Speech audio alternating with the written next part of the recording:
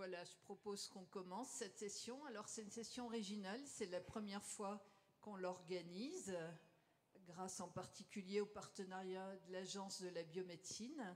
Et c'est une session qui va être consacrée au problème de la greffe d'organes et du cancer du sein. Alors, on a la chance d'accueillir la première oratrice qui travaille à l'Agence de la biomédecine, qui est Madame Francine Meckert. Et son thème est le suivant: faut-il élargir les critères de don d'organes aux patientes avec un antécédent de cancer du sein? Et quelles sont les nouvelles recommandations de l'Agence de la biomédecine? Si vous avez besoin d'un tout petit peu de temps supplémentaire par rapport à vos 20 minutes, vous avez le droit, parce que c'est un sujet important et je pense que beaucoup de monde dans la salle ne le connaît pas très bien. Eh ben, merci tout d'abord aux organisateurs de m'avoir invité à vous rejoindre sur ce congrès pour vous parler d'un sujet que vous ne connaissez certainement pas beaucoup, effectivement, qui est loin de vos préoccupations journalières. Et donc, l'Agence de la biomédecine, c'est un établissement public qui dépend du ministère de la Santé en direct, qui a été créé par la loi de bioéthique en 2004. Ça fait suite à l'établissement français des greffes. Et cette loi a élargi le domaine de compétences de l'agence à des domaines que vous connaissez là beaucoup mieux, j'imagine: l'assistance médicale à la procréation, le diagnostic prénatal et génétique, et la recherche sur l'embryon et les cellules souches embryonnaires. Donc cette direction, vous la connaissez peut-être mieux. Moi, je travaille à la direction du prélèvement et de la greffe d'organes et de tissus. Et toutes les directions ont un objectif commun, bien sûr, c'est d'améliorer l'accès aux soins et la qualité de vie des patients. Là, je vous ai mis un graphique, on va dire, qui résume l'organisation opérationnelle du prélèvement et de la greffe d'organes en France. Donc, au départ, c'est un donneur possible dans un établissement de santé. Il y a le personnel de cet établissement de santé qui va appeler par téléphone l'agence de la biomédecine. L'agence de la biomédecine aura deux rôles: d'une part, de valider le donneur, de valider les organes proposables, c'est ce qu'on appelle la phase de régulation, puis ensuite une phase qu'on appelle la répartition, c'est la proposition des greffons aux équipes. À partir du moment où on a validé un donneur, dans notre échange téléphonique avec l'établissement de santé du donneur, on va permettre l'ouverture d'un dossier informatique du donneur et on va, à ce moment-là, anonymiser ce dossier avec un numéro cristal qui sera le numéro cristal donneur, qui sera dans l'établissement de santé, qui apparaîtra également dans les établissements de santé des receveurs.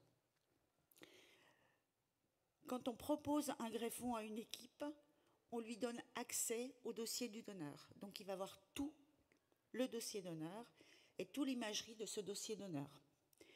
Le médecin en charge des receveurs va ou non accepter le greffon pour un receveur. Vous verrez une durée déterminée pour répondre.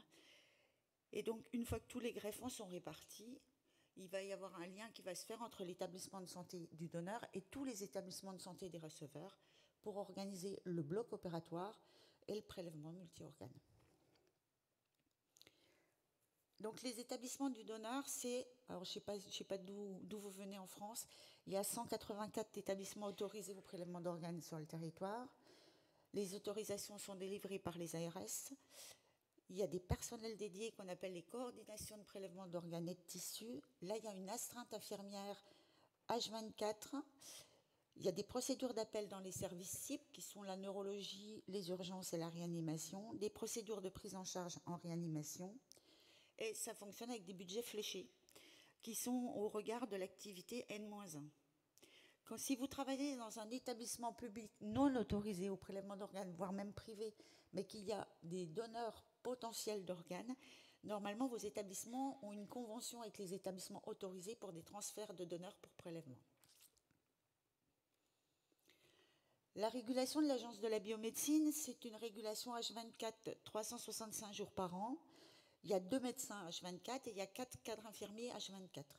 Donc vous voyez, les médecins sont un sur la façade Est, un sur la façade Ouest plus l'Île-de-France.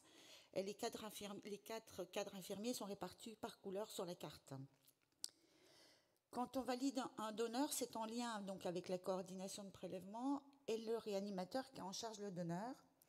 Ça suppose que le patient soit décédé, bien sûr. On ne prélève que des patients décédés. Il y a des prélèvements sur donneurs vivants, mais ce n'est pas le sujet de la présentation. Donc là, c'est un patient décédé qui n'a pas de contre-indication médicale d'emblée, pour lequel on a un organe qui est prélevable. Là, c'est un donneur. L'agence va vérifier certains aspects réglementaires, et donc on va vérifier le procès-verbal de décès. On va vérifier les sérologies, le groupage HLA et le groupe sanguin. On va évaluer les greffons et proposer à la plateforme de répartition des organes qui sont prélevables. La plateforme de répartition, c'est une plateforme nationale à Paris. Là aussi, c'est H24, 365 jours par an. Il y a des personnels qui sont postés et un médecin d'astreinte.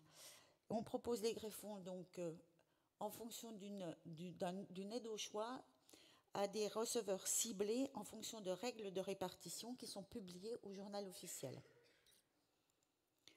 Voilà le dossier d'un donneur d'organes. Donc ça, c'est un donneur validé. On a créé son dossier informatique et vous voyez que là, c'est un dossier à Épinal. Vous avez le numéro cristal qui est le 207 163. Personne ne voit son nom. Et vous voyez l'ensemble des éléments qu'on va recueillir pour ce donneur. Donc avec vous, on va parler de donneuse. Donc pour toute donneuse, on a ses antécédents, un bilan général, un bilan infectieux, un bilan biologique par organe, un scanner abdominopelvien, une échographie cardiaque, voire une choro, si on est dans des critères choro et qu'on veut proposer le cœur, une fibroscopie bronchique si on veut proposer des poumons. Vous voyez, c'est un dossier que j'ai validé. Je l'ai validé et j'ai proposé le cœur, foie, rein et pancréas sur ce dossier. Par contre, j'ai exclu les poumons et j'ai justifié pourquoi je ne proposais pas les poumons. J'avais des mauvaises gaz du sang pour ce dossier. Ça, c'est un exemple de répartition. Donc, je vous ai mis comme exemple la transplantation hépatique. Donc là, le foie est validé, il est proposé. Et vous voyez que là, on est sur un donneur de Lille. Et donc, en fait, les receveurs, ils vont apparaître dans la liste de priorité. Donc, on va vous proposer aux 3 premiers pour ne pas perdre de temps. Donc, on a proposé à Paris, sur une super urgence que vous voyez au-dessus, SU, le premier receveur sur la liste est en super urgence. Ça veut dire qu'il a, pour le médecin transplanteur, 48 heures d'espérance de vie. Donc, il est en SU, on appelle ça. Il va sortir en premier. Ensuite, on a les receveurs lillois. On est sur un dossier de Lille. Et donc, en fait, il y a un score qui détermine dans quel ordre il faut proposer. Et ce score, il est calculé en fonction de la gravité, de la durée en liste d'attente et de la distance entre le site de prélèvement et le site de greffe. Donc, on a 3 receveurs lillois. Le premier, il y a eu un refus de l'équipe. Si j'étais sur le logiciel et je cliquais sur refus, je saurais pourquoi l'équipe a refusé. Et donc, il a été attribué, ce greffon, au 2e receveur de la liste de Lille. L'établissement du receveur, alors là, vous voyez les CHU, et donc des autorisations qui sont délivrées par les ARS par type de greffe, avec une organisation dans chacun des CHU pour recevoir une proposition de greffon H24. Un accès informatique systématique au dossier donneur quand on fait une proposition, je vous en ai parlé, mais en plus du dossier donneur, ils ont accès à l'imagerie du donneur. Une analyse bénéfice-risque pour le receveur à qui on propose le greffon. L'acceptation ou le refus justifié du greffon, alors c'est un délai de 30 minutes maximum pour répondre pour le médecin de l'équipe, pour tous les organes, à l'exception du cœur, où là, on va jusqu'à 1 heure, déjà parce qu'on peut greffer plus tard. Les reins sont mis sous machine bien souvent. Et ensuite, parce qu'il y a toutes les histoires de HLA, mais je pense que j'ai vu qu'il y avait une intervention peut-être sur l'immunité qui sera plus compétente que la mienne. Un budget fléché sous forme de forfait, là aussi dans les équipes de greffe, au regard des activités des différentes équipes l'année précédente. Alors, pour répondre à la question qui m'a été posée, il faut forcément que je vous parle de chiffres. Donc, en 2023, au 1er janvier 2023, il y avait 10 810 personnes en attente active, c'est-à-dire à qui on pouvait proposer un greffon, le 1er janvier. À cela s'ajoutent 10 004 personnes qui étaient en attente inactive, c'est-à-dire que soit ils avaient une contre-indication temporaire, soit ils avaient un dossier qui n'était encore pas finalisé. Chaque année, on inscrit entre 7 000 et 8 000 nouvelles personnes sur les listes d'attente. Or, on greffe 5 à 6 000 personnes par an. Or, vous voyez un petit peu la répartition des greffes, c'est une énorme majorité d'inscrits en liste d'attente rein. Et on a greffé l'année dernière 3 376 personnes en rein, 1 294 personnes en foie, 411 personnes en cœur et 334 poumons. PA, c'est pancréas, excusez-moi, 70 pancréas. Vous voyez en dessous la liste des gens qui décèdent en liste d'attente également. Et donc cette liste, c'est quand même quasiment 1000 personnes qui décèdent en attente chaque année. Donc au total, un besoin énorme d'augmenter le nombre de donneurs. Alors si on veut augmenter le nombre de donneurs, il faut réfléchir en bénéfice-risque. Alors il y a déjà un bénéfice financier sociétal important. Le coût annuel par patient en hémodialyse, c'est 89 000 €. Le coût annuel d'une transplantation rénale, la première année, c'est 86 000 € l'année de la greffe, et ça va être 20 000 € les années suivantes. Quand on connaît le nombre de patients qui souffrent d'IRCT, on se rend compte que le bénéfice financier est large. Le bénéfice individuel pour les receveurs. Alors, les patients greffés retrouvent une vie quasiment normale. Ils retrouvent une liberté de mouvement pour ceux qui étaient sous assistance, qu'elle soit circulatoire, respiratoire ou dialyse. Je pense que vous connaissez tous la dépendance que peuvent avoir ces patients. Une resocialisation avec des voyages et des sorties, la possibilité de reprendre une activité professionnelle pour beaucoup. Et là, un domaine que vous connaissez mieux que moi, c'est la possibilité de grossesse avec bien sûr une adaptation du traitement immunosuppresseur et une surveillance rapprochée. Alors pour les plus sportifs d'entre vous, j'ai mis quelques exploits sportifs détransplantés. Ça va peut-être parler à certains. Donc des chiffres d'athlétisme avec presque 7 mètres pour un athlète de 36 ans. La participation à un triathlon pour un Ironman pour un greffe cœur-poumon. Un record d'altitude de greffe cœur qui a plus de 6 mètres en Bolivie. Et une photo de Jean-Claude qui a participé à 82 ans aux derniers mondiaux détransplantés sur le contre-la-mou de cyclisme. La balance bénéfice-risque, c'est aussi la survie après transplantation. Donc la transplantation pulmonaire, c'est une survie à 1 an de 80% pour une greffe bipulmonaire. Une médiane qui est à 8 ans, une survie qui est meilleure si ce n'est pas en super urgence et qui est meilleure pour les mucos qui sont plus jeunes. La transplantation cardiaque, la survie à 1 an, c'est 77%, à 5 ans, c'est 66%, la médiane est maintenant supérieure à 10 ans, et le record de survie actuel d'une transplantation cardiaque est de 33 ans. La transplantation hépatique, avec une survie à 87 ans à 1 an, 61 ans à 10 ans, et une survie en greffe hépatique qui est telle qu'on n'a même pas la médiane de survie pour ceux qui ont été greffés après 2001. En transplantation rénale, donc on parle là de médiane de survie du greffon, puisque quand il y a la perte du greffon, en fait les patients retournent en dialyse, et le greffon rénal en moyenne vit 13,9 ans. Le record de survie actuel de la transplantation rénale est de 50 ans. À côté de ça, il y a des risques aussi à être greffé, bien sûr. Il y a un risque périopératoire, il y a un risque de décès dans les premiers mois, qui reste élevé pour certaines greffes. Il est de 20% en greffe cardiaque, il est de 20% en raison de la fragilité des patients greffés, des défaillances primaires du greffon, qui là ne pardonnent pas, et aussi de la pénurie, c'est-à-dire que comme on est en situation de pénurie, les patients attendent plus longtemps, ils sont de plus en plus fragiles, et il y a plus de décès. Les rejets, alors là, les rejets, par contre, ils sont de plus en plus rares du fait des progrès des traitements immunosuppresseurs. Par ailleurs, on sait les diagnostiquer tôt et les traiter, et ils ne conduisent au décès que rarement. Ensuite, il y a tous les effets secondaires des immunosuppresseurs, les effets secondaires infectieux qui vont être majeurs la première année et chez le transplanté pulmonaire.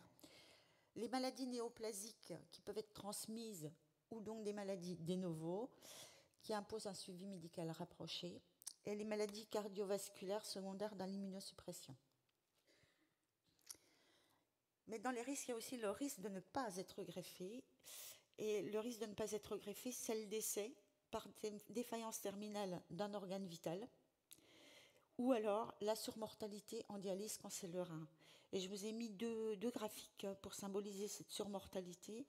Donc à gauche, vous voyez l'évolution des taux bruts de mortalité pour 100 personnes années entre 2008 et 2020, avec l'IRCT global au milieu, la greffe, la courbe du bas en violet, et la dialyse, la courbe orange en haut.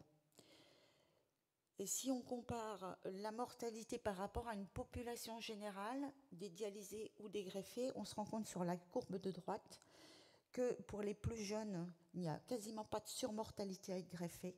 Il y a simplement une courbe qui s'éloigne un petit peu après 59 ans. Et on voit la surmortalité en dialyse qu'il a, quel que soit l'âge. Donc tout l'intérêt de la greffe. Donc ce qui veut dire, quand on voit tout ça, qu'il faut pallier au manque de donneurs, tout en maintenant une sécurité de la greffe.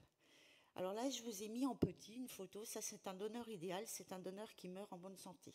Malheureusement, c'est loin d'être le plus fréquent. Donc, en fait, on a élargi le cadre des donneurs. Vous avez une donneuse qui a quand même des risques de transmettre des maladies infectieuses. Vous avez tous les donneurs qui sont porteurs de maladies rares. Vous avez, et c'est un peu pour ça que je suis là, tous les donneuses qui sont susceptibles d'avoir eu un antécédent de cancer. Et vous avez la majorité de nos donneurs qui sont nos donneurs âgés. Donc, pour symboliser un petit peu ces donneurs à critères élargis, j'ai pris un dossier. C'est un dossier, alors moi je viens de Montbéliard et donc je dépends de l'hôpital de Trévenans initialement, avant d'avoir rejoint l'agence de la biomédecine. Et donc c'est l'infirmière coordinatrice de Trévenans qui a été appelée aux urgences. Et donc il va appeler l'agence de la biomédecine pour une dame de 72 ans qui a fait un AVC hémorragique massif et qui s'est dégradée rapidement. Comme ce n'est pas un CHU, ils ont contacté le CHU le plus proche de Besançon. Il n'y a aucune indication neurochirurgicale pour cette dame. Il n'y a pas d'indication de transfert non plus pour une réanimation neurologique spécifique. Le médecin du SMUR a recueilli des données et en fait, cette dame, elle avait des antécédents de diabète depuis 10 ans.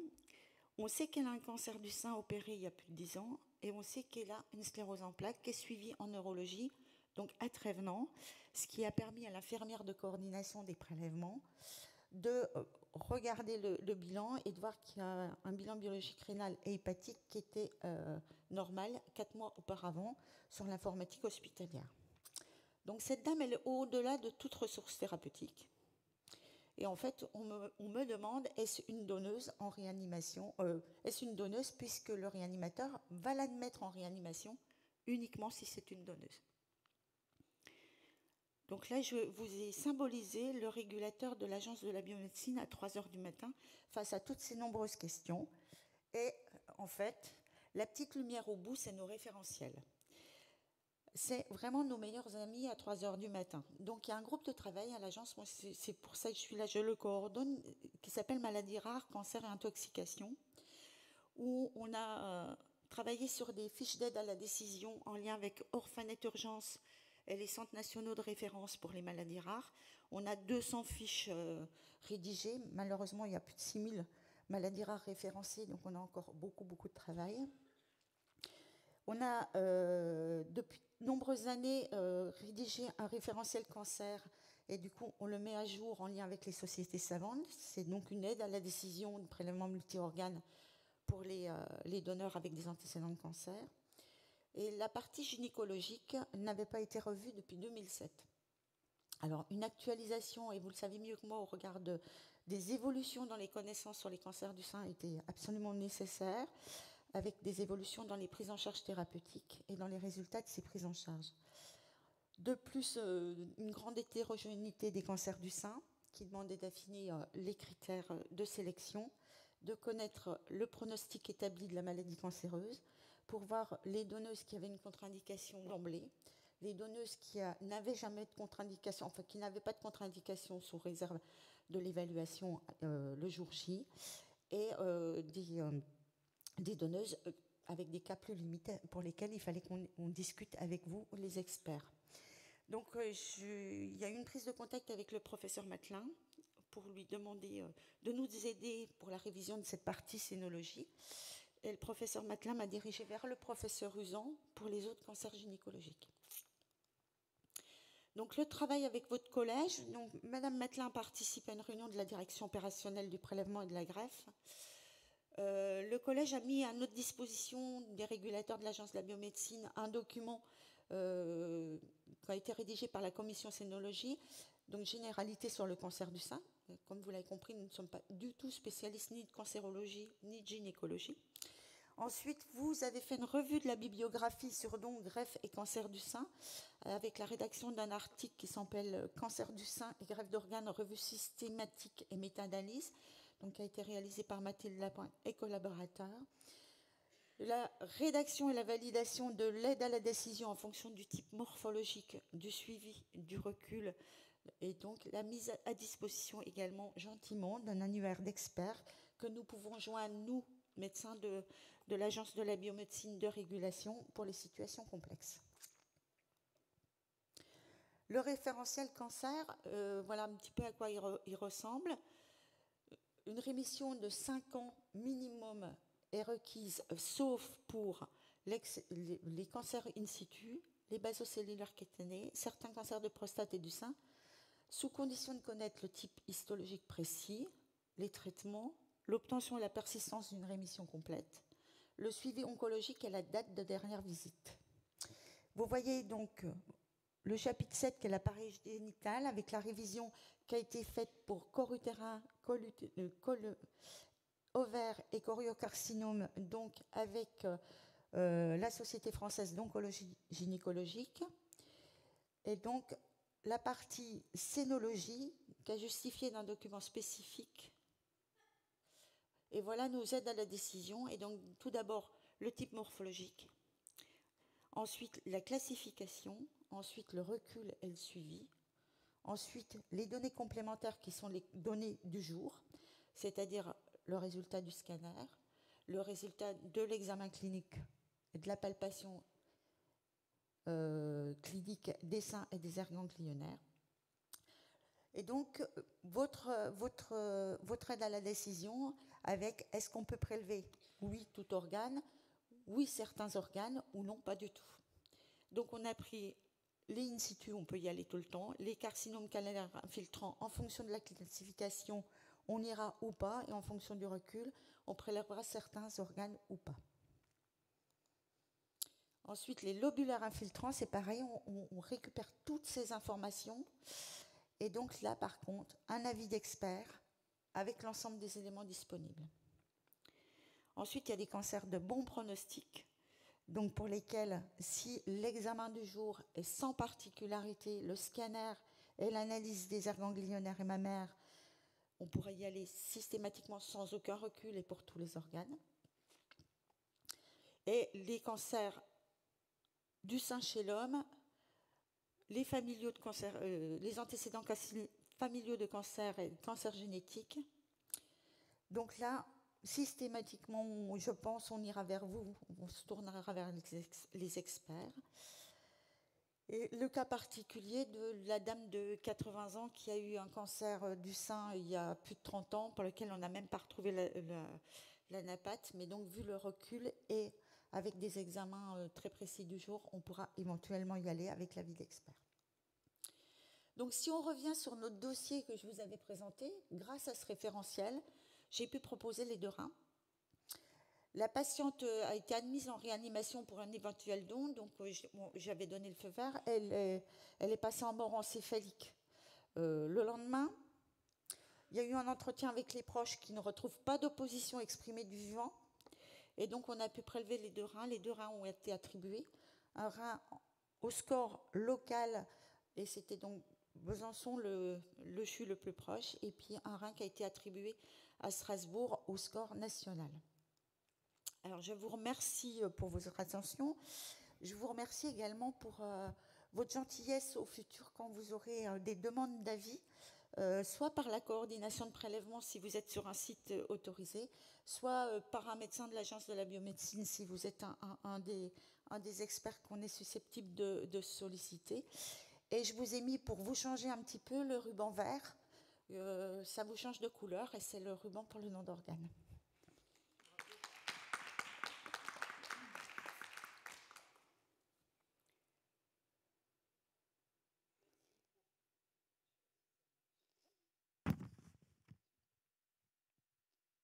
Merci pour ce très bel exposé et le courage d'avoir été loin dans les autorisations finalement. Je trouve que vous êtes en avance en France par rapport à l'EDQM en Europe et bravo d'avoir pris cette initiative-là. Alors en fait, l'EDQM, l'Europe, je pense qu'on est quand même le seul pays à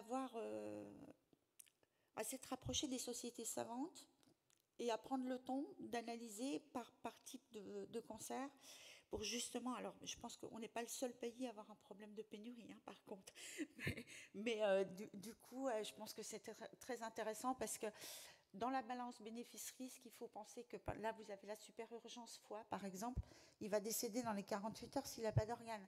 Donc, est-ce qu'il n'y a pas un risque qui est acceptable? Mais ça, il n'y a que vous qui pouvez nous aider là-dedans. On n'est pas spécialiste et c'est pour ça qu'il faut qu'on se rapproche de toutes les sociétés savantes. Là, on est en train de travailler avec l'AFU pour les cancers de vessie. C'est pareil, on est en train d'aller loin dans la classification pour... Et puis merci aux services hospitaliers qui sont représentés ici d'avoir accepté de donner des avis, normalement 24 heures sur 24. Je crois que ça coince encore un peu, mais on va essayer d'améliorer ces contacts téléphoniques. Oui, alors en fait, si vous acceptez qu'on vous joigne, déjà c'est le médecin de l'Agence de la biomédecine qui va vous déranger. Et c'est pas très fréquent quand même. Hein. Bon, on a des cas. Alors je vais dire, depuis qu'on a votre annuaire, je crois qu'on a été amené à solliciter 3 fois. Donc depuis le mois de fin octobre ou novembre.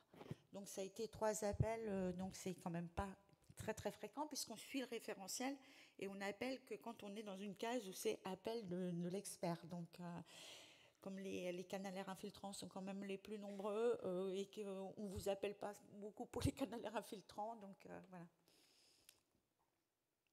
Il y a sans doute des questions dans la salle.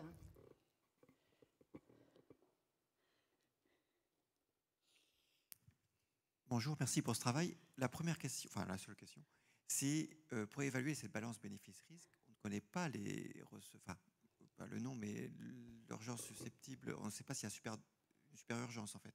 Alors, on ne peut pas faire cette balance bénéfice-risque. C'est pas nous qui la faisons. Nous on dit, on peut proposer, vous avez vu l'équipe, en fait le médecin qui est en charge du receveur, il n'y a que lui. Au final, c'est lui qui va décider, parce que lui, il connaît le receveur. Et nous, on lui donne tous les éléments sur le donneur. C'est-à-dire, il a tous les éléments des antécédents de cancer dans le dossier. Il a le fait il sait qu'il y a des référentiels, qu'on a suivi les référentiels. Donc lui, s'il a un receveur qui est en super urgence, il va peut-être prendre un risque qu'il n'aurait pas pris autrement.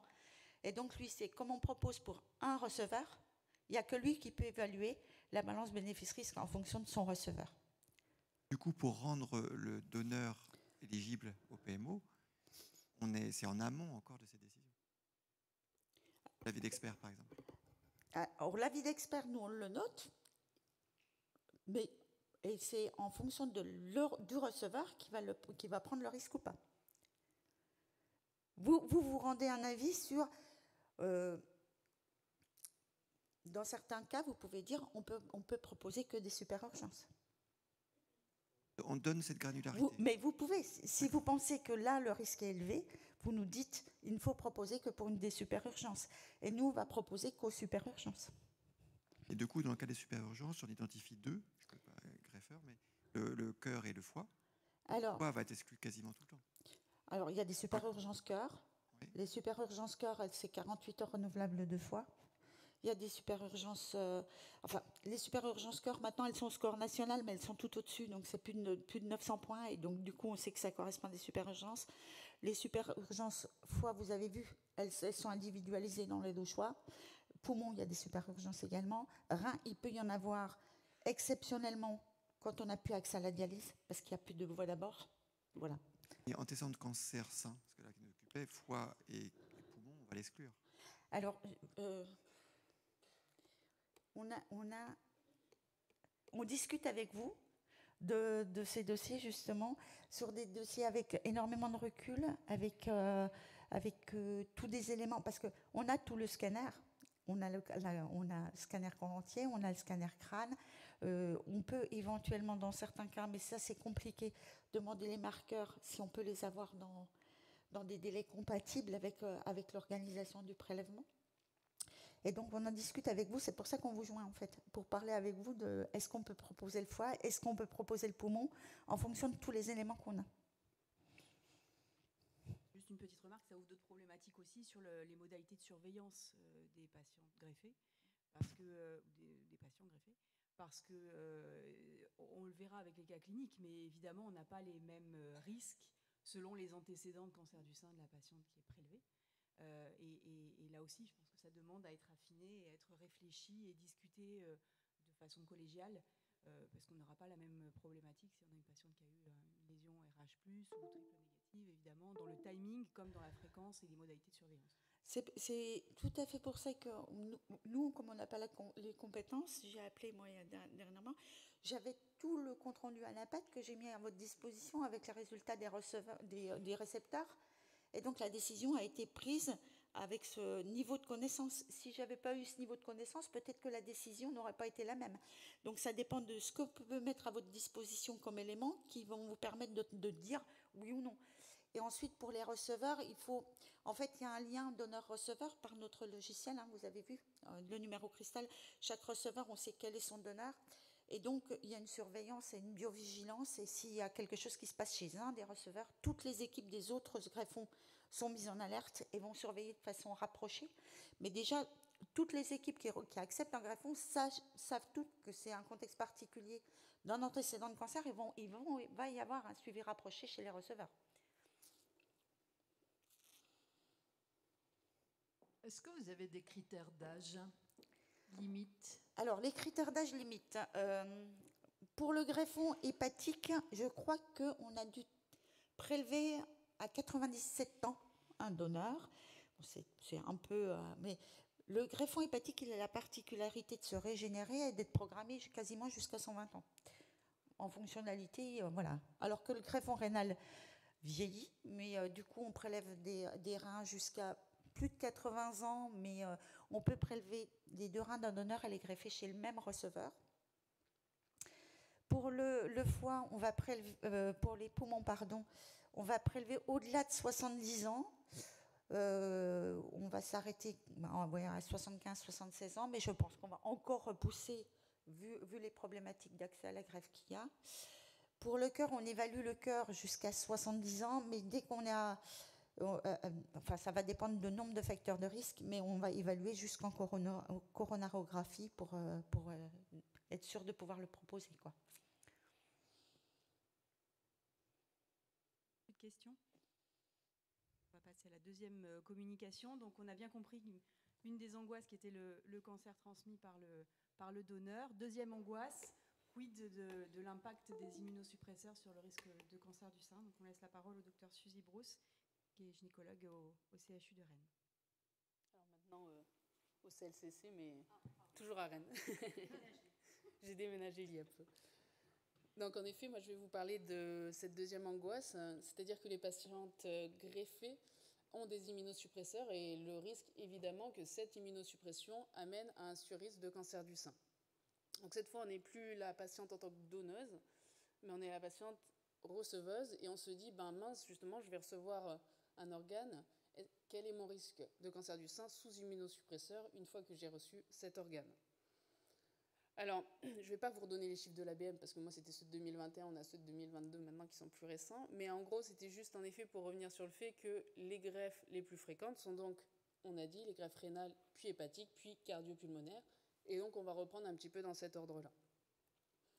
Donc, après une greffe rénale, les greffes les plus fréquentes, y a-t-il un surrisque de cancer du sein? Et bien, vous allez voir qu'en fait, mon topo va être assez redondant. Non. D'accord ? La réponse est non. Alors, on reviendra ensuite sur d'autres types de cancers. Hein. Mais pour ce qui est du cancer du sein, non, il n'y a pas de surrisque. Il y en a maintenant de nombreuses cohortes nationales et internationales, que ce soit des pays anglo-saxons, des pays européens ou notamment des pays asiatiques, qui nous montrent bien que non, pas de surrisque de cancer du sein. Alors ça peut être même des fois moins de cancer du sein, sans pour autant atteindre la significativité dans chaque cohorte, mais on a plutôt moins que plus de cancer du sein chez ces patients greffés.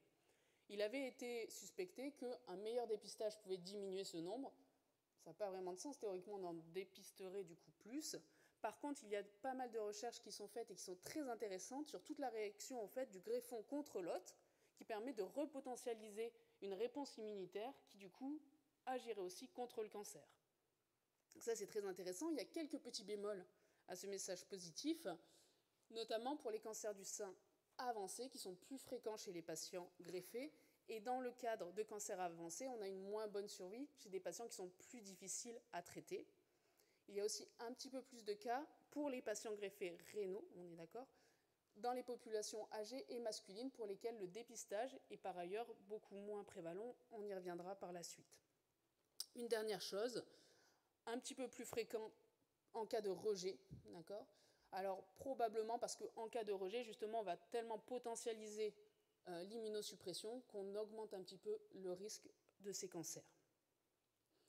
Maintenant, on passe à la greffe hépatique, et puis vous allez voir que finalement, je vais me répéter sur toutes les greffes, pas de surrisque de cancer du sein, peu importe les cohortes nationales et internationales, encore une fois sur le plan américain, européen et asiatique. Plutôt les mêmes arguments avec une légère baisse du nombre de cancers du sein, toujours greffon versus host comme vraiment modalité de protection finalement de ces cancers du sein. Et la réserve majeure dans le cadre des greffes hépatiques, ce sera la survie spécifique qui est moins bonne lorsqu'on a donc des cancers du sein avancés, notamment à partir du stade 3. On y reviendra, c'est évidemment des cancers qui sont plus difficiles à traiter, ou disons, qui nécessitent des traitements systémiques qui peuvent être beaucoup moins bien tolérés chez des patients greffés. Et enfin, après une greffe cardio-pulmonaire, pas de surrisque, moins de cohortes de toute évidence, parce que c'est quelque chose qui est beaucoup plus rare. Et cette fois, on fait très attention, notamment chez les hommes, et j'y reviendrai, l'importance du dépistage, parce que chez les hommes, par contre, la dernière étude de Giuliano a montré qu'il y avait possiblement un surrisque dans cette population chez les patients greffés cœur-poumon ou cœur seulement, d'accord ? Et c'est quelque chose qui est important à prendre en compte quand on sait qu'on suit ces patients, même si ce sont des phénomènes qui sont évidemment très rares. Donc si on résume un petit peu après une greffe en général, qu'est-ce que ça donne ? Donc ça, c'est une revue qui a été faite par Engels et al. C'est vraiment bien fait en 2019 et qui montre un petit peu le surrisque des différents cancers. Donc là, c'est le surrisque de survenue des différents cancers. Donc vous avez en ordonnée chez les patients greffés et en abscisse chez les patients atteints de VIH, donc qui sont aussi immunodéprimés. Et on voit, il faut me croire parce que je ne sais pas si vous voyez, en tout cas le petit point ici, c'est le sein. Il est quasiment pile poil en fait à l'intersection des deux 1, donc absence de surrisque pour ce qui est de la survenue pour l'ensemble des patients greffés. On voit évidemment, et on y reviendra, que ce n'est pas le cas pour tous les cancers. On voit par exemple que pour les cancers de la peau, et notamment les épidermoïdes, là on a un surrisque important chez les patients greffés. Donc encore une fois, peu importe la cohorte, pas de surrisque. Et maintenant les petites limites. Donc il faut savoir que même si on retrouve le même type de cancer, il y a une étude de Jiang et al. Qui montre qu'il y a une survenue légèrement plus jeune. Et il y a d'autres cohortes, évidemment, on en a parlé, qui montrent qu'il y a une plus mauvaise survie spécifique, notamment en cas de cancer avancé. On y reviendra toujours avec ce problème des traitements adjuvants qui peuvent être suboptimaux dans cette patientèle. Donc ça donne quoi si on regarde maintenant la mortalité ? Donc tout à l'heure, on a regardé l'incidence sur le graphique de cet auteur. Maintenant, on regarde la mortalité. Pour ce qui est de la mortalité, le point du cancer du sein, si j'ai le pointeur, le point du cancer du sein, il est ici. Donc il est à presque 2 fois supérieur à la population générale, d'accord ? Donc par contre, il y a un surrisque de mortalité une fois le cancer déclaré. D'accord. Voilà un petit peu pour l'idée générale. Pas de surrisque de cancer du sein, mais une fois qu'il y en a un, du fait de traitements qui peuvent être suboptimaux, notamment sur le plan des traitements systémiques, il y a quand même un surrisque de mortalité.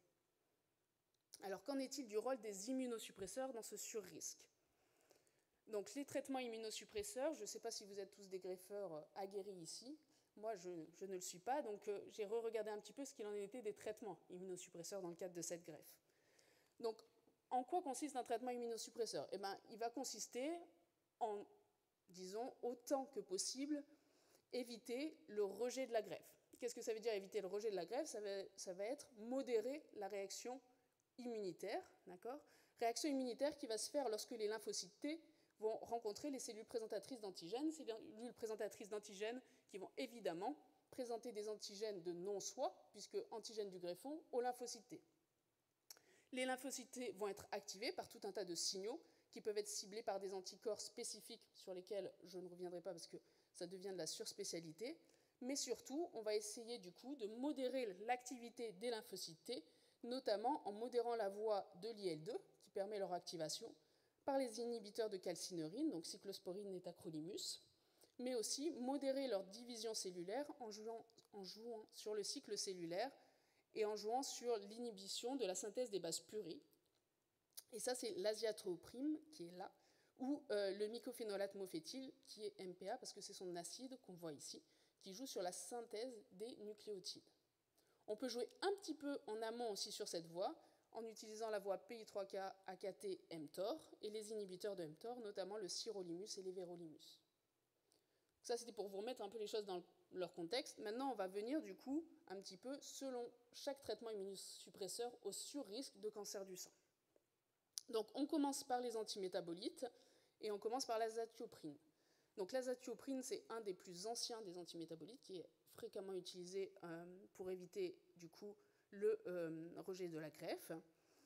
Pas de surrisque de cancer du sein, voire un certain effet protecteur dans certaines études en diminuant, excusez-moi pour la faute, en diminuant notamment la transition épithélio-mésenchymateuse. Donc vous savez, c'est cette transition de cellules différenciées épithéliales vers un phénotype beaucoup moins différencié qui va augmenter leur mobilité, augmenter le risque métastatique, puisqu'elles ne vont plus avoir la même cohésion et la même différenciation que celle de l'organe dont elles sont originaires.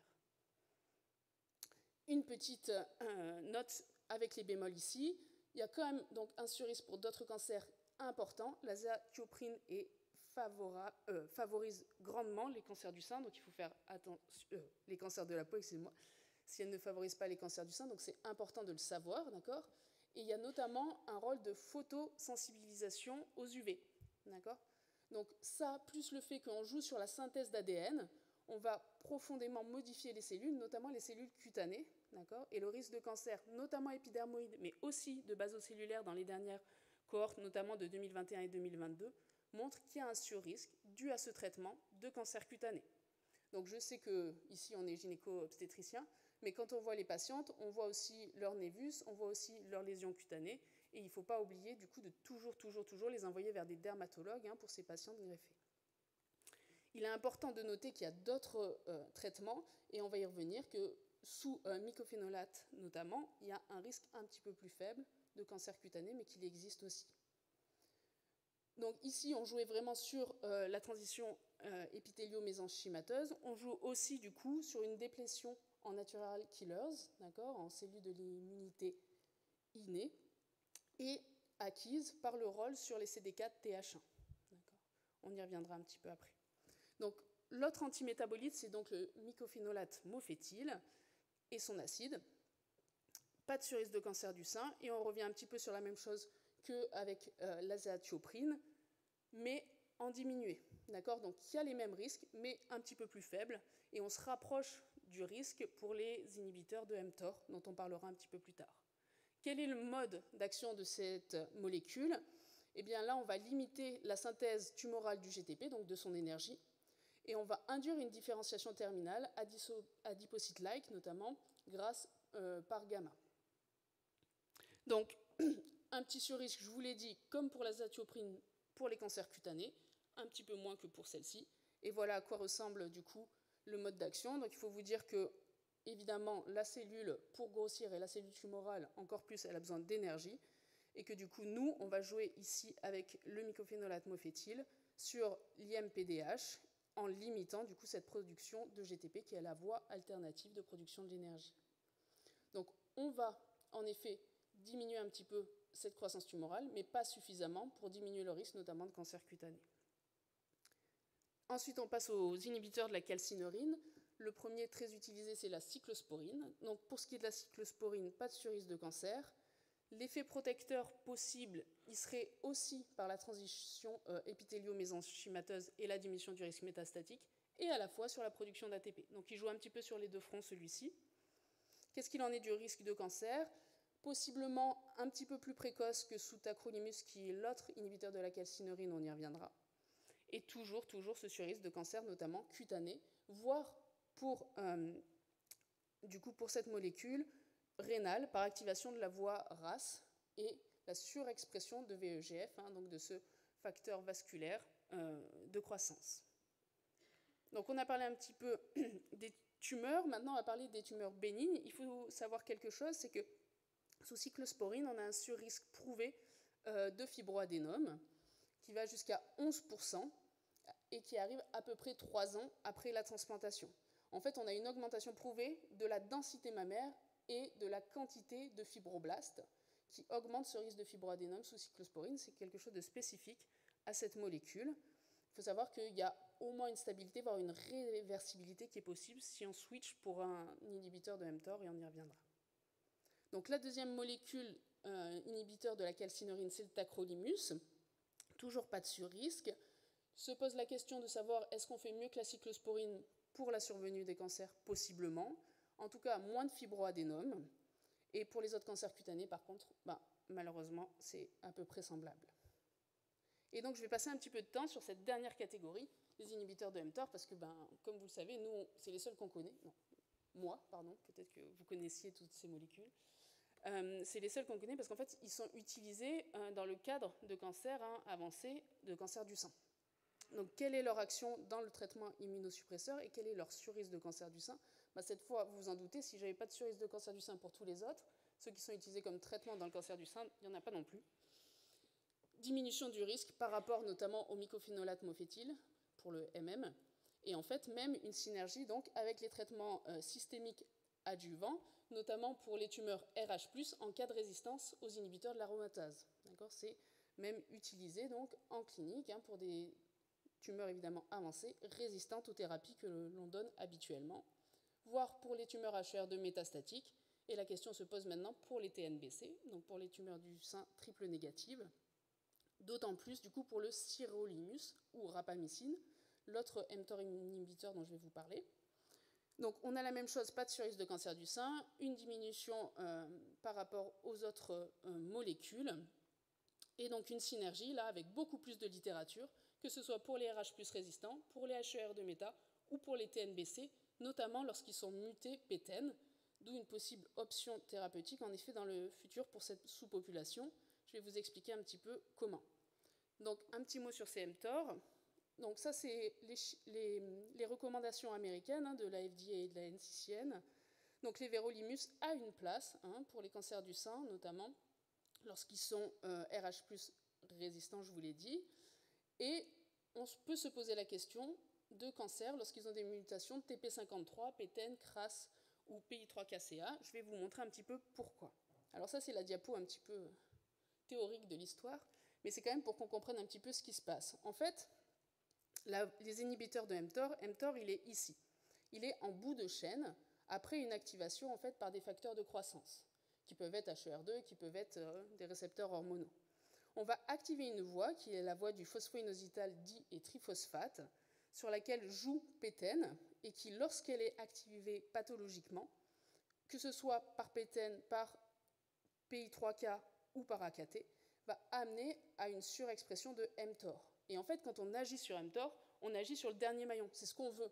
C'est-à-dire que peu importe ce qui se passe au-dessus, nous, on va agir sur le maillon final avant d'avoir finalement les signaux de survie cellulaire et d'inhibition de l'apoptose. Donc ça, c'est très important, c'est-à-dire qu'on va vraiment avoir une action, peu importe le maillon défaillant en amont.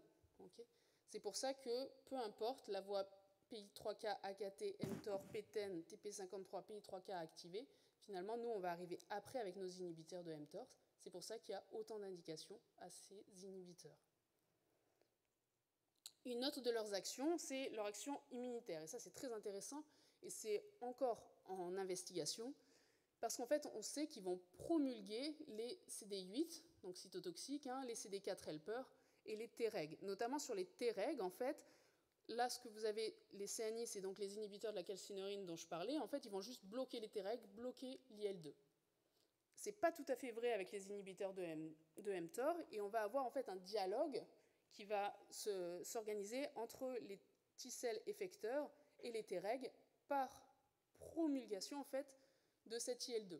Et c'est ça qui permet en fait de potentialiser nos lymphocytes T et de les spécialiser pour qu'ils puissent avoir à la fois une action tolérogène, si vous voulez, sur le greffon, mais tout en ayant une action anticarcinologique.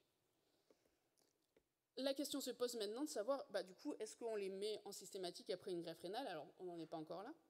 Mais en fait, la question se poserait, parce que quand on regarde le taux justement de mutation dont je vous parlais, les mutations qui activent mTOR, finalement, les PI3CA, il y en a énormément dans les HR+, c'est bien connu.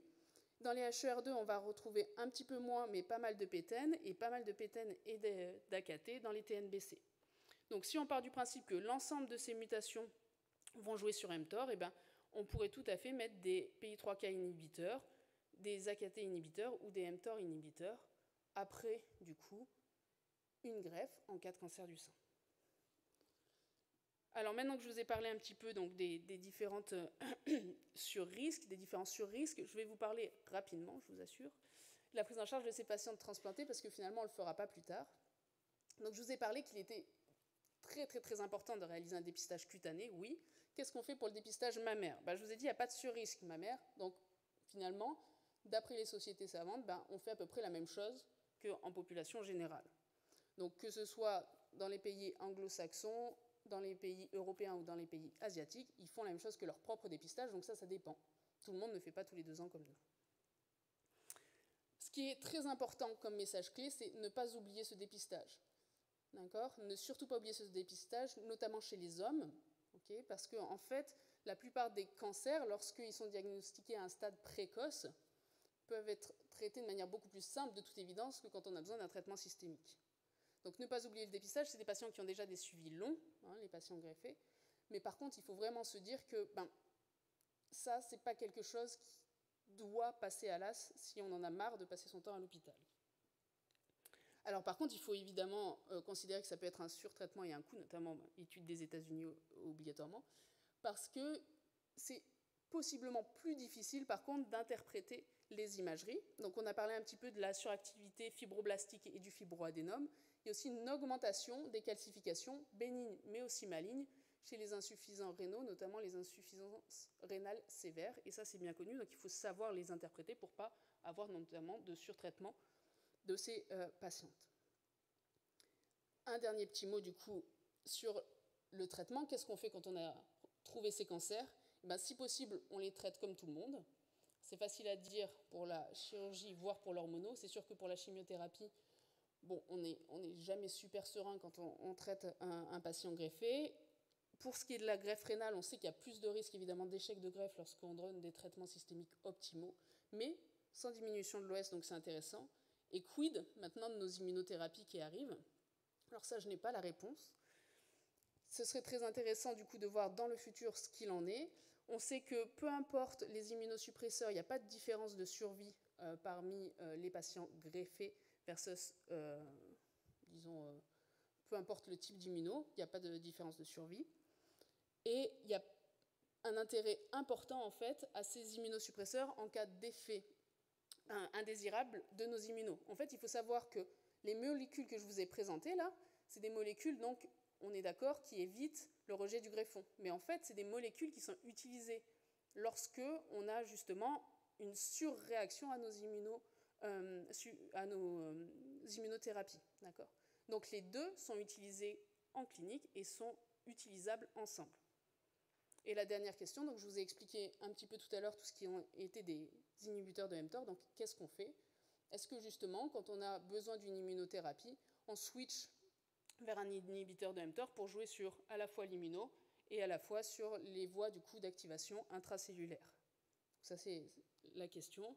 Et je finirai, ça c'est vraiment vrai, je finirai avec ce dernier point, parce que finalement, on a parlé donc des patientes qui ont eu un cancer du sein et qui peuvent être donneuses. Moi, je vais quand même parler des patientes donc traitées. Quand est-ce qu'on les greffe? Alors ça, il n'y a pas non plus de solution magique. Ça, c'est les dernières recos au niveau des États-Unis, et ça reprend à peu près ce qu'on retrouve dans les littératures. On retrouve souvent un chiffre de 2 à 5 ans, mais ça dépend du stade.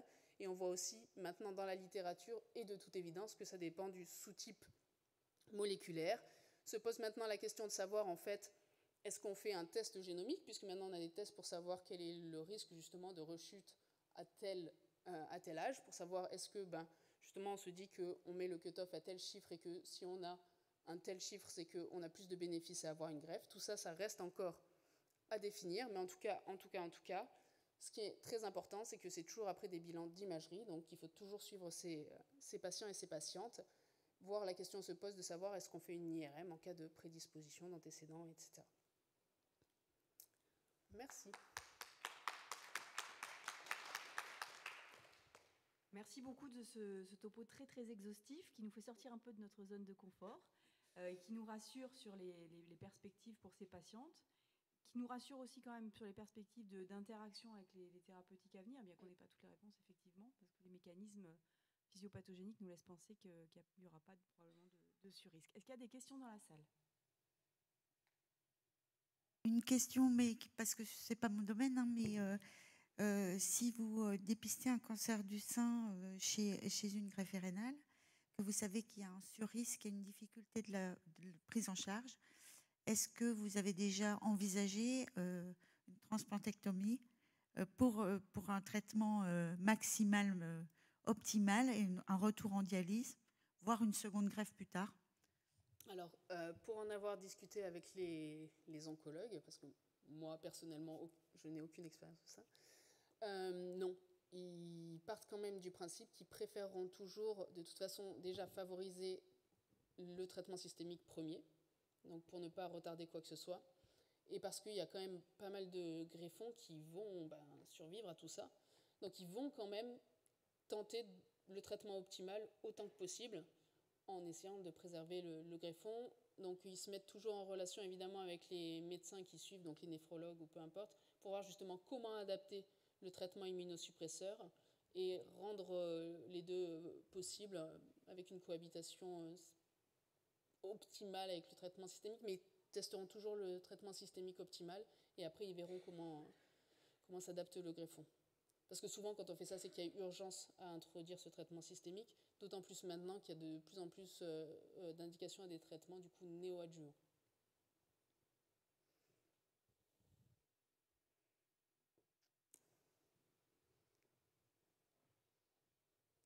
Bon, j'avoue que c'était un topo qui endort un peu. Hein, mais c'est pas moi qui ai choisi. Hein. Merci beaucoup, c'était vraiment très intéressant. Moi, j'ai deux questions. La première, c'est le surrisque de mortalité, c'est de la mortalité spécifique? Oui. Parce que c'est quand même des patientes qui ont un surrisque du fait de leur greffe et de leur état général. Spécifique. D'accord. Et la deuxième, c'est que c'est vrai que les vérolimus et les mTOR, c'est très tentant déjà parce que ça a l'air de protéger. Et en plus, c'est des molécules qu'on manipule au quotidien dans le cancer du sein, dont on connaît les interactions avec les molécules de chimio. Et donc, je mets un point d'interrogation pour la suite, mais il y a des études qui sont en cours pour voir est-ce qu'il faudrait switcher systématiquement. Parce qu'en fait, on a ce problème-là régulièrement de patientes pour lesquelles on nous sollicite, pas du tout pour les greffes, mais parce qu'elles doivent être mises sous immunosuppresseurs pour autre chose, les polyarthrètes, des choses comme ça. On nous dit, voilà, elle a eu un cancer du sein, est-ce que je peux débuter un traitement immunosuppresseur? Et donc, voilà. Et donc là, c'est facile, on peut dire non, c'est aussi simple. Mais les patients greffés, là, on ne peut pas dire il faut l'arrêter. Donc, voilà, je trouve ça très prometteur, le switch pour de l'éverolimus. Où on en est? Il y a des études, est-ce que c'est l'avenir? Oui, c'est en cours. Et il faut savoir que pour l'instant, en fait, ça dépend un petit peu aussi de la distance à la greffe. Parce qu'on n'aura pas la même intensité du coup, de traitement systémique anti-rejet en post-greffe immédiat ou à distance.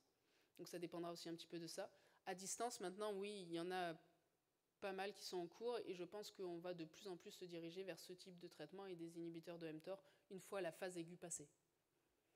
Mais oui, ça semble assez logique, puis c'est assez satisfaisant quand on comprend le mode d'action. Merci beaucoup. De rien. Et on va passer à notre troisième chapitre où on aura 3 orateurs. C'est une discussion qui va avoir lieu sous la forme de cas cliniques. Et ce serait bien d'appeler au micro nos 3 orateurs en même temps. Massimo Lodi, qui est praticien hospitalier à l'ICANS, l'Institut de cancérologie Strasbourg-Europe à Strasbourg. Professeur Lavoué, pardon, dans l'ordre d'apparition à l'écran. Le professeur Lavoué, donc, qui travaille à Rennes, au CHU de Rennes. Et Elisabeth Luporsi, qui a une double casquette. Elle est à la fois oncologue et elle est généticienne et elle travaille à l'hôpital Mercy à Metz. Donc ils vont nous présenter 3 cas cliniques et on espère des réactions de la salle. Donc bonjour à tous, merci beaucoup pour l'invitation. Donc on va présenter effectivement différentes situations cliniques pour compléter les présentations qui ont été faites sur ce thème. Alors tout d'abord, nous n'avons pas de lien d'intérêt. Et on va commencer avec un premier cas sur le carcinome lobulaire infiltrant. Donc c'est une femme de 69 ans qui est atteinte d'une rupture d'anévrisme cérébral avec un état de mort encéphalique qui est en réanimation et qui présente dans ses antécédents un cancer du sein de grade 2 avec les récepteurs hormonaux qui sont fortement exprimés, un HR2 qui est négatif et le stade était un PT1 N0M0. Elle avait été traitée il y a 12 ans par un traitement radical avec ganglion sentinelle, suivi d'une radiothérapie et d'une hormonothérapie par imiteur de l'aromatase, qu'elle a pris pendant 5 ans. Alors, lorsqu'on a pu avoir accès au compte rendu anatomopathologique initial, le rapport spécifiait qu'il s'agissait d'un carcinome lobulaire infiltrant qui était multifocal. Il y avait 3 foyers de 7, 12 et 19 mm qui étaient de grade 2. Il n'y avait pas d'angioinvasion ni d'atteinte ganglionnaire. Et dans le dossier médical de la patiente, on retrouve que le dernier contrôle clinique et radiologique était normal il y a 2 mois. Alors, au service de réanimation, l'examen clinique mammaire et les bilans paracliniques d'imagerie, notamment le scanner TAP et cérébral, sont normaux. Et par contre, le dosage du CA15-3 n'est pas réalisable en urgence dans l'hôpital qui prend en charge les patientes. Donc, au vu de ce tableau-là, est-ce que vous autorisez le don d'organes chez cette patiente? Et si oui, quels organes on peut proposer?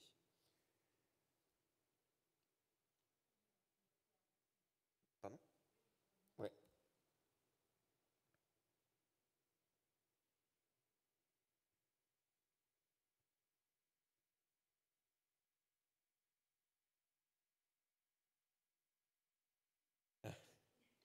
Donc oui, effectivement.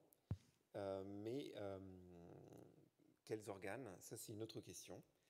Donc, tout d'abord, si on raisonne en termes de cancer du sein hormonosensible T1N0, donc il y a une étude qui a été publiée sur la survie à 20 ans d'une large cohorte américaine qui retrouve effectivement que en cas de tumeur T1N0, on est autour de 9% de risque à 8 ans de développer une atteinte à distance. Mais alors du coup, on sait aussi que ce risque-là ne prend pas en compte le risque de transmettre des cellules en dormance qui peuvent être activées suite à la greffe dans le greffon, notamment en cas de traitement immunosuppresseur. Donc ça, c'est le cas général pour les cancers du sein hormonosensibles. Maintenant, si on s'intéresse au lobulaire infiltrant, effectivement, on remarque que c'est un sous-type particulier. Ça, vous le savez tous. Donc, une étude sur la base de données américaines du CER qui a étudié 85 000 cas de carcinome lobulaire infiltrant a montré qu'il y avait effectivement des différences en termes de métastases au diagnostic et aussi du pronostic par rapport au carcinome canalaire infiltrant.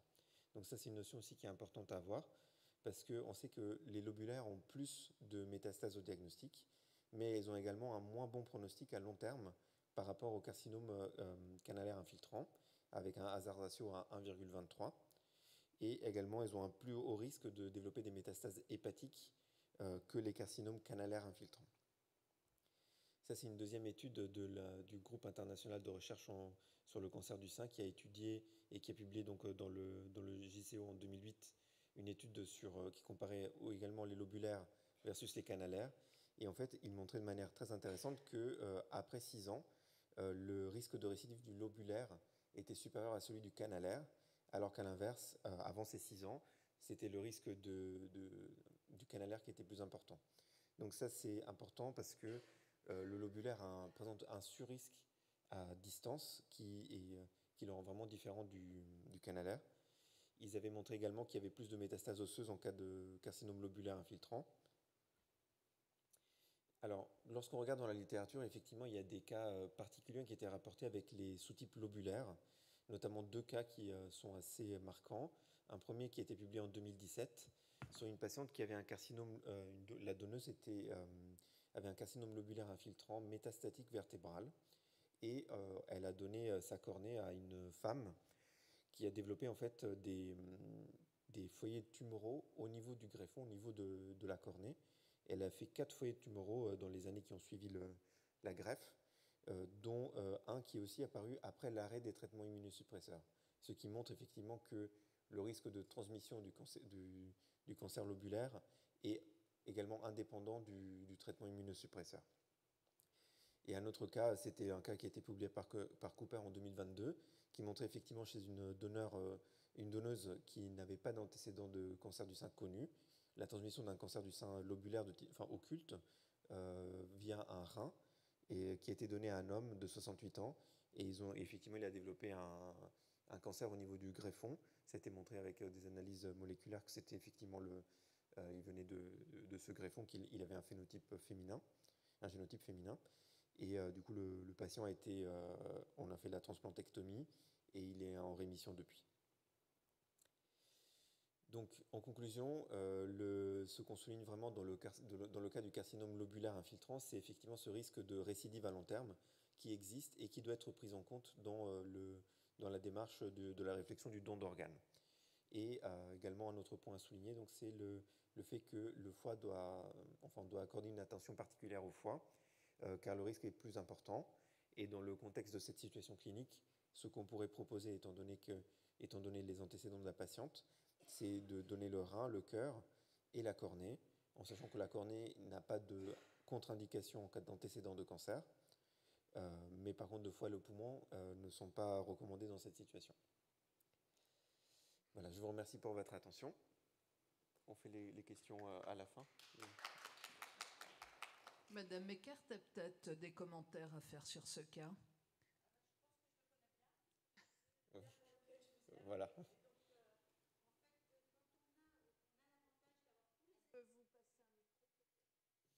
Alors, quand on a l'avantage d'avoir tous les éléments mettre à votre disposition, y compris les receveurs, le compte-rendu d'ANAPAT alors, quand je vous parlais des coordinations hospitalières de prélèvement, en fait, c'est elles qui font les recherches sur les sites autorisés. Elles vont appeler les services d'ANAPAT et elles vont demander éventuellement aux proches de retrouver tous les comptes rendus. Et du coup, tout nous est adressé. Et bien sûr, si on vous demande un avis, on vous transmet toutes les données qu'on a pour que vous puissiez rendre un avis avisé. Et donc, bien sûr, à chaque fois, on suit vos recommandations. Et là, ce que j'ai fait, c'est j'ai proposé les organes que vous aviez dit qu'il était raisonnable en notant bien dans le dossier pour les équipes à qui je proposais les éléments que j'avais en ma possession et la discussion qu'on avait eue. Pardon ? Alors, dès qu'il y a des antécédents de cancer, on ne prend au niveau tissu que les cornées, parce que la balance bénéfice-risque n'est pas la même pour les tissus, et donc on contre-indique les tissus dans les antécédents de cancer. On estime que les greffes tissulaires, en majorité, peuvent attendre et qu'on ne va pas prendre un sur-risque, alors que pour les organes, on est dans une balance bénéfice-risque et autres. Pour la cornée, on va accepter, parce que normalement, la cornée n'est pas vascularisée, donc le risque est quand même minime. Et il y a eu des cas de transmission, mais parce qu'en fait, la collerette conjonctivale a été large et qu'il y a eu quand même une transmission via la conjonctive et non pas la cornée. Non, c'est contre-indiqué. Tous les tissus sont contre-indiqués avec un antécédent de cancer, dans le cadre du bénéfice-risque.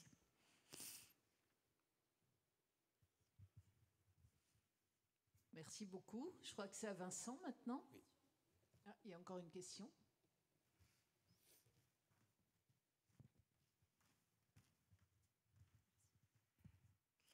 En fait, ça m'embête un peu parce que le lobulaire, donc vous avez montré que ça récidivait très longtemps après, et on connaît également l'appétence pour toutes les séreuses et tous les types d'organes, y compris le rein et la cornée, comme c'est le cas des deux case reports.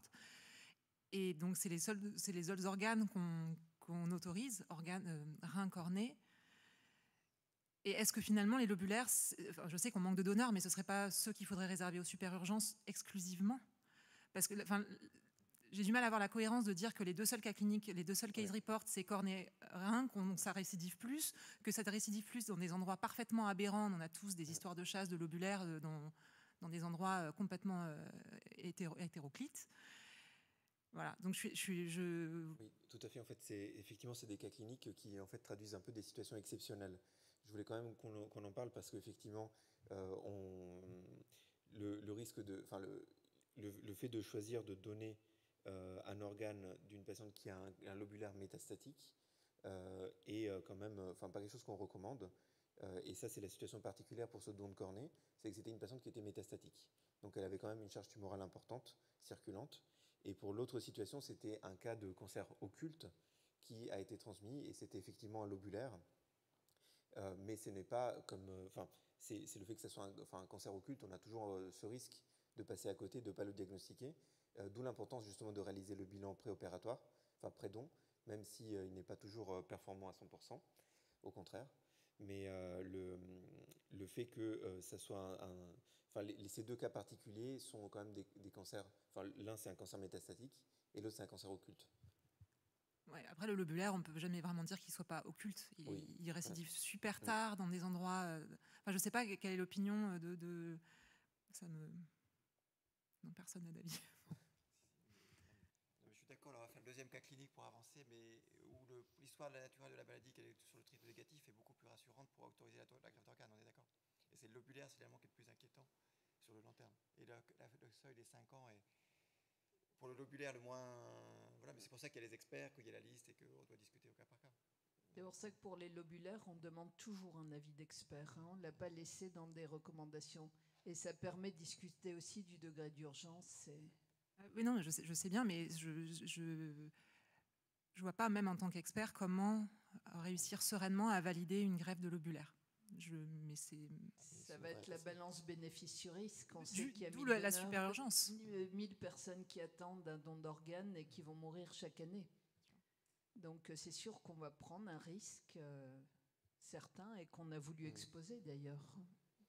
Non, mais est-ce qu'on soit dans la super urgence, qu'il y a 48 heures de survie versus un cancer un peu plus lointain, bon, c'est, ou pas, un cancer hypothétique, mais même si le risque existe, il est quand même pas à 48 heures. Mais, Et puis, dernière chose, le risque du lobulaire, il diminue quand même avec le temps, donc même s'il y a un sur-risque par rapport au canalaire, le risque de récidive d'un lobulaire à 12 ans est moins important que celui à 10 ans, par exemple.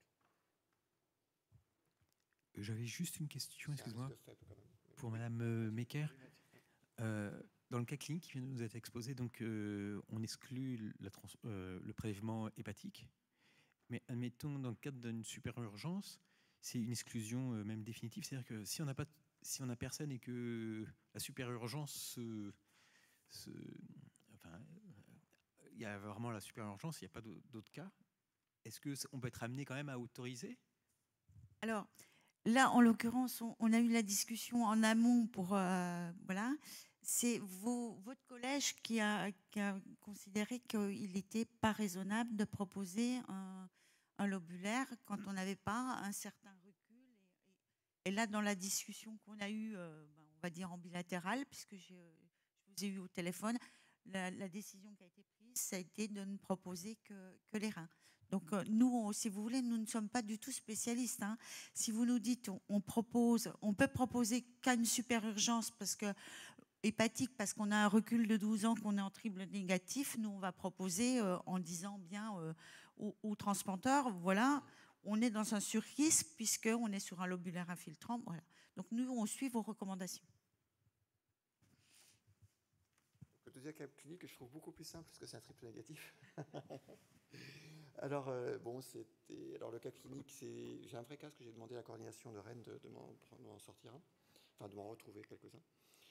Donc une patiente de 58 ans qui a un AVC hémorragique qui arrive en réanimation et en étalement encéphalique, et elle a un antécédent de cancer du sein évidemment à plus de 5 ans exprès, à 50 ans, qui est un triple négatif assez classique, 21 mm, triple négatif, donc absence sur passion des récepteurs hormonaux et de R2, Ki67 à 42%, SBR3, et traité de manière moderne avec une chimiothérapie néoadjuvante, tumorectomie, curage axillaire, je ne sais pas pourquoi il y a un curage, mais bon, et qui ne retrouve pas d'atteinte ganglionnaire, mais encore une fois, la rentabilité, on peut avoir les cicatrices post-chimiothérapie de l'envahissement ganglionnaire, mais on peut ne pas avoir l'inflammation ganglionnaire. Donc, ça peut aussi impacter les décisions avec cette approche de chimiothérapie néoadjuvante, puis la radiothérapie.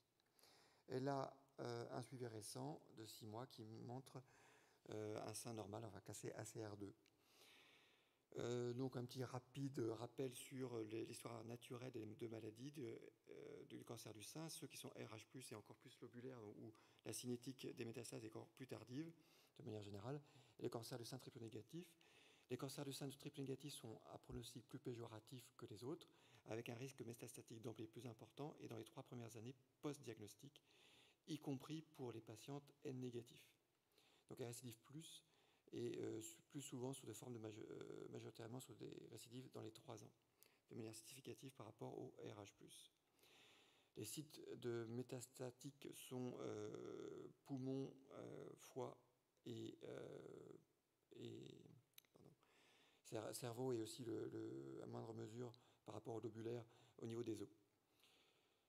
Voilà. Comme le risque métastatique est dans les 3 premières années, donc quand on a un recul de plus de 5 ans et ici 8 ans, on est quand même très rassuré. Là, j'ai rappelé le référentiel proposé. Si on peut accepter le don d'organes, qui paraît légitimement oui ici, mais on va confronter avec l'agence de biomédecine, Madame Meckert. Quel rein? Là, rein, foie, cœur, pancréas, poumon, oui ou non. Le référentiel dit que rein, cœur et pas poumon, mais le pancréas. Honnêtement, à titre personnel, je pense qu'on pourrait rajouter le foie si besoin, dans ce contexte-là, à 8 ans, pour un triple négatif, mais au cas par cas, discuté dans le contexte d'urgence ou non, de super-urgence, et l'acceptation du tissu, au moins pour la cornée. Et ça, je n'avais pas bien compris la différenciation entre os, vaisseau et cornée. Voilà. Donc, c'était plus rapide et plus simple que le lobulaire. On va donner le facile.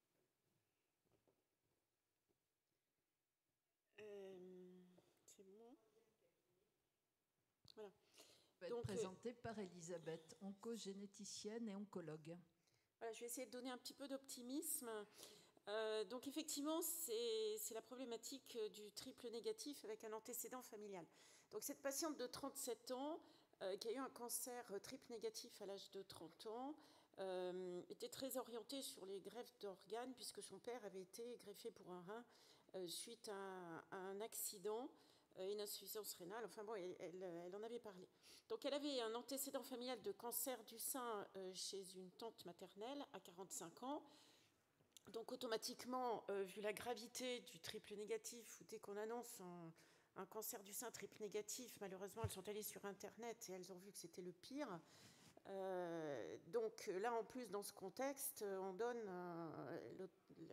l'obligation de la consultation d'oncogénétique et on trouve le panel HBOC non informatif. Alors dans ce panel, il y a BRCA1, BRCA2, RAD51, on a des 13 gènes. Donc il n'y a pas de mutation qui est trouvée. Comme à chaque fois, on calcule ce qu'on appelle le CAN-risque, c'est-à-dire que, étant donné qu'on n'a pas trouvé de mutation, on a fait tous les gènes qui étaient possibles, il peut y avoir d'autres gènes, et ce qu'on veut, c'est calculer la part de gènes qu'on ne connaîtrait pas vu l'histoire familiale. Donc il est inférieur à 25%, ce qui peut être étonnant, mais pas du tout, puisqu'elle avait 5 tantes maternelles qui n'ont pas eu de cancer du sein, sa mère n'a pas eu de cancer du sein, elle était d'une deuxième union, elle avait 3 sœurs aînées qui n'ont pas eu de cancer du sein. Donc on la rassure, elle avait une fille, on lui a dit votre fille, il faudra qu'elle soit suivie quand même à un âge jeune avec une échographie mammaire avant l'âge de 30 ans, puis à partir de 30 ans, elle rentrera dans un programme de surveillance adapté. Donc l'INCa a mis en place des réseaux, celui de Strasbourg, de la Lorraine et de l'Alsace, c'est le réseau Génécal. Donc ces filles ou les sœurs qui auraient été plus jeunes seraient rentrées dans ces programmes de surveillance. Donc on lui dit qu'il n'y a pas de risque résiduel génétique. Elle n'a aucune comorbidité. Elle décède suite à un traumatisme crânien dans un accident de voiture. Donc son compagnon informe au service des urgences qu'elle avait une carte de don d'organes. Elle tient absolument à ce que son souhait soit réalisé. Il y a des doutes, donc elle est aux urgences, car il sait que le cancer du sein triple négatif est de mauvais pronostic. Mais il avait été rassuré dernièrement car le délai de 2,5 ans était passé. Donc je ne répète pas les données de la littérature, mais quand on voit la méta-analyse de Peto qui a un recul maintenant de 30 ans, on voit que des patientes triple négatives qui ont passé le seuil des 2 ans et demi ne récidivent plus, alors que des patientes qui sont RH+, font des métastases cérébrales de leur cancer du sein, même 15 ans, 20 ans après. Donc ce cancer du sein triple négatif, de grade 3, 1,3, opéré d'emblée, PT1C, N0, M0, traitement adjuvant par chimiothérapie classique. Elle est en cours de surveillance. Le dernier bilan d'octobre 2021 est normal. Et le service des urgences contacte le référent d'astreinte qui est identifié. Et là, il est décidé cette discussion, donc le recul de 5 ans, le bilan d'octobre 2021 qui est normal. De toute façon, il y aura un autre bilan qui sera réalisé pré-don selon les recommandations, le décès dû à un traumatisme crânien et effectivement le scanner TAP cérébral fait en post-mortem est négatif. Donc, est-ce que le don est possible?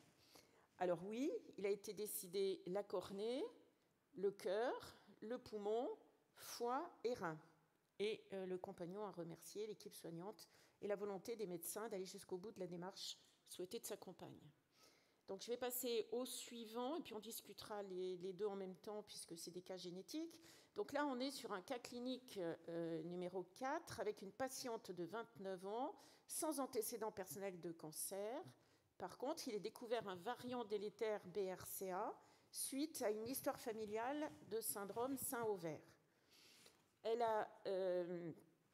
avait une démarche de chirurgie mammaire de réduction de risque à l'âge de 30 ans. Elle a un accident de moto qui cause une hémorragie cérébrale et un état de mort encéphalique. Le bilan radiologique post-mortem est normal. Est-ce qu'un don d'organes est autorisé chez cette patiente qui est mutée? Donc je rappelle que la pénétrance n'est pas complète. Dans les années 1990-96, on pensait à une pénétrance de l'ordre de 92%, et maintenant on est à une pénétrance de 68 à 75%. C'est-à-dire que ce n'est pas parce qu'on a une mutation qu'on a forcément un cancer. Donc elle devait être suivie effectivement dans le cadre d'un programme approprié, encore dans le cadre de Génécal. Et surtout, c'est des données qui sont importantes, qu'on a maintenant avec le recul du panel HBOC. Ceci dit, je n'ai pas trouvé de données de la littérature pour répondre à ces deux cas cliniques. Par contre, elle aurait eu une mutation de PTEN. Certainement, je ne me serais absolument pas posé la question d'un don d'organes. Et donc, là, elle a un bilan radiologique normal. Le bilan macroscopique est normal. Il n'y a pas d'organes à risque. Et donc, il y a eu une greffe. Tiens, il y a une diapo qui a sauté. Donc, poumon, rein, cornée, foie. Par contre, le pancréas, non, puisque c'est un organe cible. Donc, on a une augmentation des cancers du pancréas en ce moment. Donc, les facteurs de risque, c'est le tabac, le diabète. Et il est important de ne pas prendre le pancréas. Donc, je sais qu'il y a de plus en plus de patients qui sont en attente pour les cancers du pancréas. Donc là, on le considère comme un organe cible. Donc, cette patiente mutée, je pense qu'on n'aurait pas eu cette discussion il y a quelques années. C'est clair qu'il n'y a aucun risque. En plus, elle était en excellente santé de pouvoir réaliser cette greffe. Je vous remercie.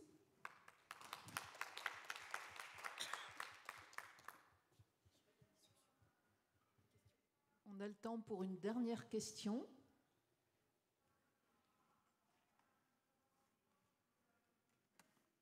Juste, il n'y a pas de question, une petite perspective optimiste, j'espère, c'est qu'on compte beaucoup sur les marqueurs circulants avec les cellules ADN tumorales, les cellules circulantes mieux mises en évidence, parce qu'effectivement, ça sera une réponse extraordinaire à nos attentes.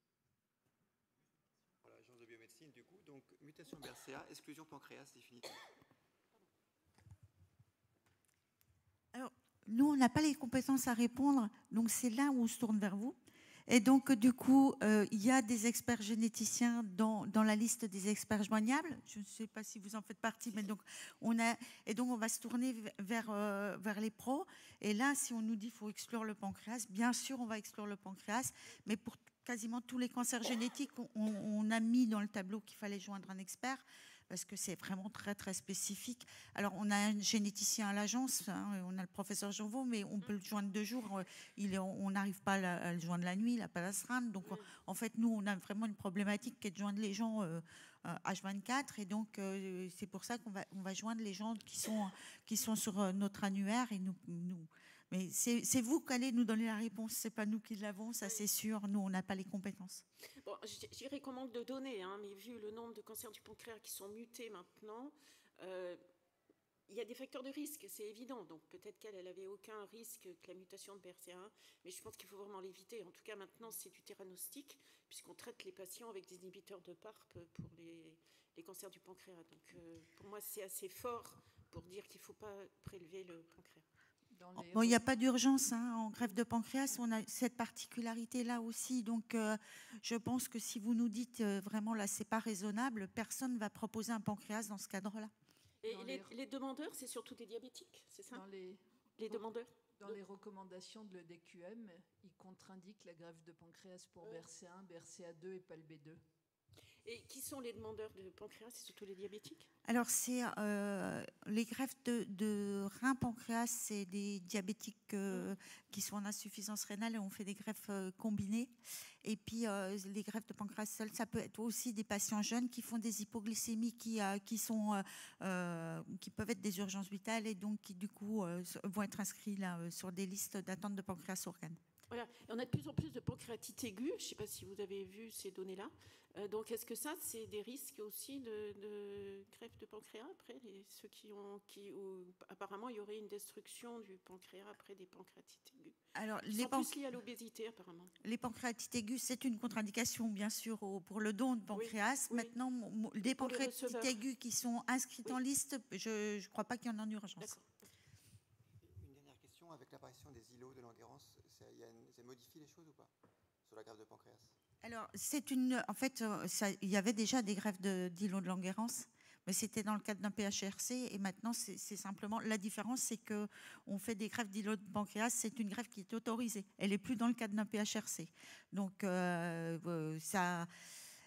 je pense qu'on va aller de plus en plus vers la greffe d'îlots, parce que la greffe d'organes est compliquée, et à la fois au niveau geste chirurgical, et c'est un organe qui est très, très sensible au prélèvement et à l'ischémie. Donc chez le donneur, dès qu'il y a une ischémie, on se retrouve avec des pancréatites et donc la greffe d'îlot, je pense que c'est l'avenir, oui.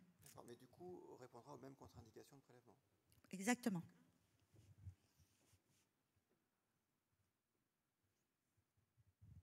Merci beaucoup pour cette belle session et on vous donne rendez-vous cet après-midi 14h30.